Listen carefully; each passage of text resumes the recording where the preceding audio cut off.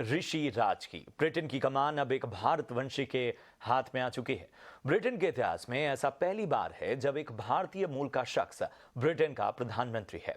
सुनक ने कल Prince Charles से मुलाकात की और उन्हें ब्रिटेन के प्रधानमंत्री का लेटर ऑफ अपॉइंटमेंट मिला।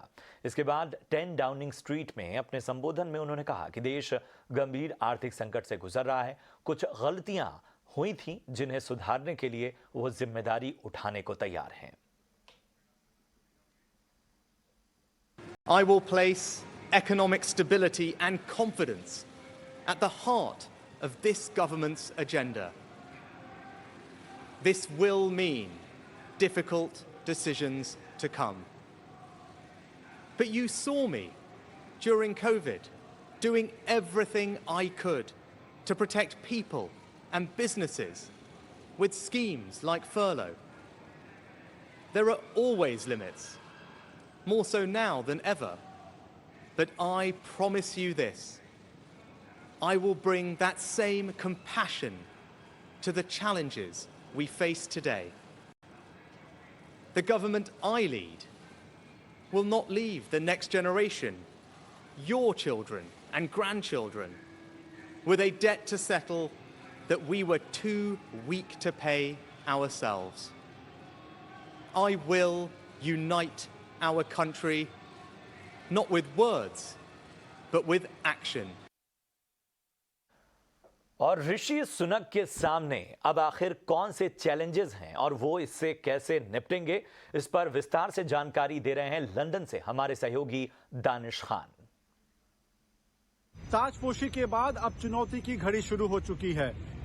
ऋषि सुनक ने इसका ऐलान अपने स्टेटमेंट में भी किया जब उन्होंने ये कहा कि उनकी सरकार को कई कठिन फैसले लेने होंगे और उस कठिन फैसलों की कड़ी शुरू हुई जब डाउनिंग स्ट्रीट ने ये ऐलान किया कि लिज ट्रस की सरकार में जो कई मिनिस्टर्स थे उनकी अब छुट्टी हो गई है, लेकिन जेरेमी हंट जो वित्त मंत्री है यानी चांसलर ऑफ द एक्सचेकर वो अपने पद पर बने रहेंगे। और ये इसलिए भी जरूरी है क्योंकि 31 अक्टूबर को यूके की गवर्नमेंट को अपना medium term fiscal plan publish करना है जिस पर लोगों की कड़ी नजर रहेगी और करीबी नजर रहेगी, क्योंकि उस डॉक्यूमेंट से ये सामने आएगा कि ऋषि सुनक की सरकार आगे किस तरह से गवर्नमेंट को चलाएगी। बुधवार के रोज ऋषि सुनक का सामना होगा लेबर लीडर सर कियर स्टारमर से।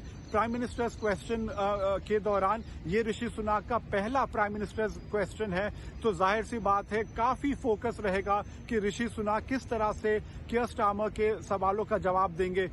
लेबर लीडर कियर स्टारमर और दूसरी ऑपोजिशन पार्टीज ने हमेशा से ये कहा है कि टोरी पार्टी को जनरल इलेक्शन बुलाना चाहिए, लेकिन जब ऋषि सुनक ने अपना वो वक्तव्य दिया डाउनिंग स्ट्रीट के बाहर के कि 2019 में जो जीत हुई थी वो टोरी पार्टी की जीत थी, वो कंजर्वेटिव पार्टी की जीत थी, ना कि कोई लीडर की, तो जब उन्होंने ये बात कही ये डायरेक्ट काउंटर करने की कोशिश थी उनकी ऑपोजिशन पार्टीज की कि भाई ऋषि सुनक को जल्द ही जनरल इलेक्शन बुलाना चाहिए। लेकिन अगला इलेक्शन जो है वो 2025 में होने वाला है और ऋषि सुनक ने ये साफ कर दिया है कि उससे पहले वो जनरल इलेक्शन नहीं बुलाएंगे। इसका मतलब ये है कि 2 साल के करीब का बड़ा कार्यकाल ऋषि सुनक का होने वाला है और उस समय के अंदर क्या वो एक ऐसी टीम बना पाते हैं जो एक स्थिर और स्टेबल गवर्नमेंट दे पाएगी या नहीं, ये सबसे बड़ा सवाल है। और अगले कुछ दिन